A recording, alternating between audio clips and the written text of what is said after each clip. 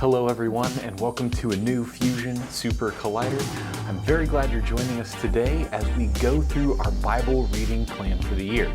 Now, if you would like to catch up on other verses and passages that we've got coming up, please look out to my side here and you'll see all of the passages listed there.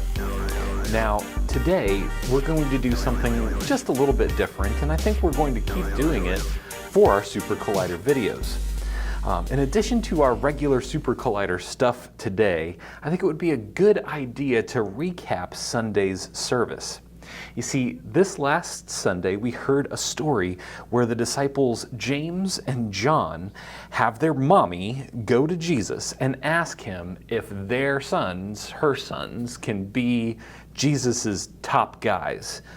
They wanted to be leaders with great authority, sitting at Jesus' right and left hands of power. And Jesus responds something like this. You know how I said you're the most special kid in the world? Yes. Well, you're not. Oh. Jesus goes on to say that these guys need to know a tough lesson. They are not ready, especially with that kind of attitude. Jesus reminds them that in order to lead, they must serve. I want to let you know that I have been proud of you, how all of our students have been leading this summer. So get this. We hear this story from Pastor D about James and John and how they want a seat of power at the right and left hand of Jesus. And Jesus tells them, if you want to be first, then you must serve. Would you believe that today's passage, the passage that we study for SuperCollider, comes from Hebrews, and it details who is at God's right hand of power and how if you want to come first, you need to be last and a servant. You see, today's passage that we're looking at comes to us from Hebrews chapter 8, and it goes all the way into chapter 9 at the very beginning. And we're just going to look at a couple passages today. Now, in chapter 8, verse 1, it says this. Now, the point in which we are saying is this. We have such a high priest, one who is seated at the right hand of the throne of majesty in heaven, a minister in the holy places, in the true tent that the Lord set up, not men. That's Hebrews chapter 8, verses 1 and 2. And so, who's at God's right hand? It's Jesus. And who can sit next to Jesus and have authority?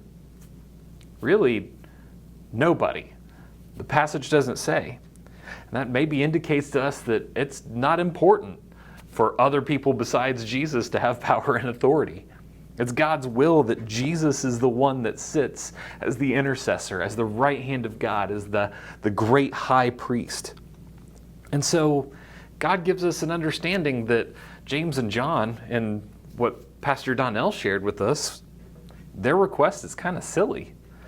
Jesus, give us power. Jesus, elevate us, make us important. And Jesus goes, no, you couldn't handle it.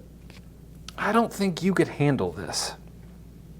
You see, in the next couple of passages in Hebrews chapter 8, it says things like verse 11, and they shall not teach each one his neighbor and each one his brother, saying, know the Lord, for they shall know me, from the least of them to the greatest.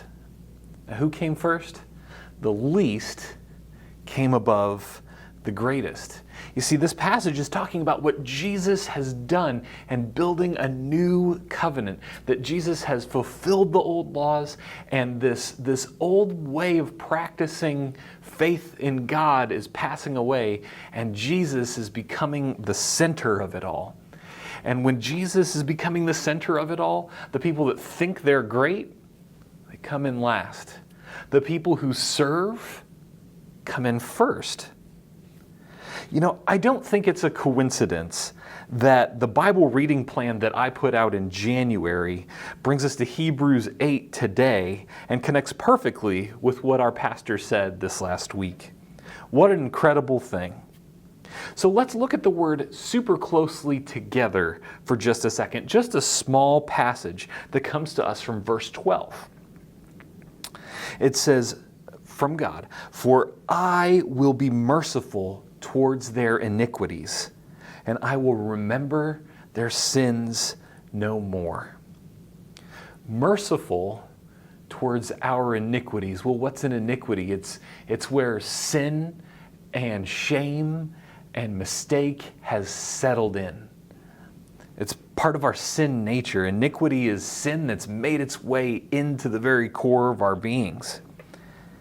And iniquity, as it kind of consumes us, it messes with us, it destroys us, it derails our futures, it just absolutely is a terrible thing. It says God will be merciful to our iniquities because of what Jesus has done.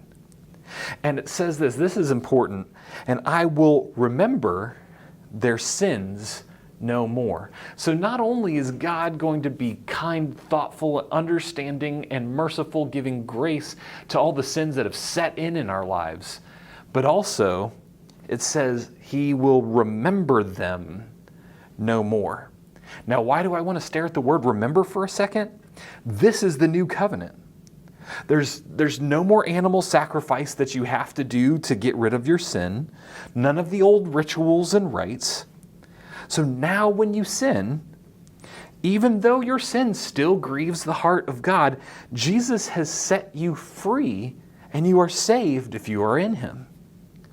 God will be merciful to you because of what Jesus did for you, and he will forget your sins. This remember word right here is so important because let's think about it. Doesn't God know everything? Isn't God a spaceless, timeless, immaterial mind that supersedes everything? It's so much bigger and so much smarter and so much higher and so much more powerful than ours. And he chooses to forget your mistakes. That's huge. A mind that knows everything would choose to forget your mistakes because of what Jesus did. Now that's a reason to celebrate right there.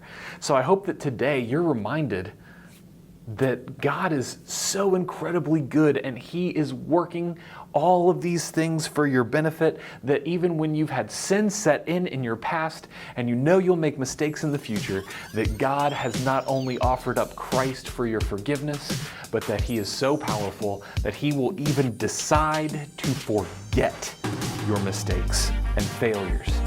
And so I celebrate. I hope you celebrate this too. I hope you're staying with us in the Word, and we'll see you next time for our next Super Collider.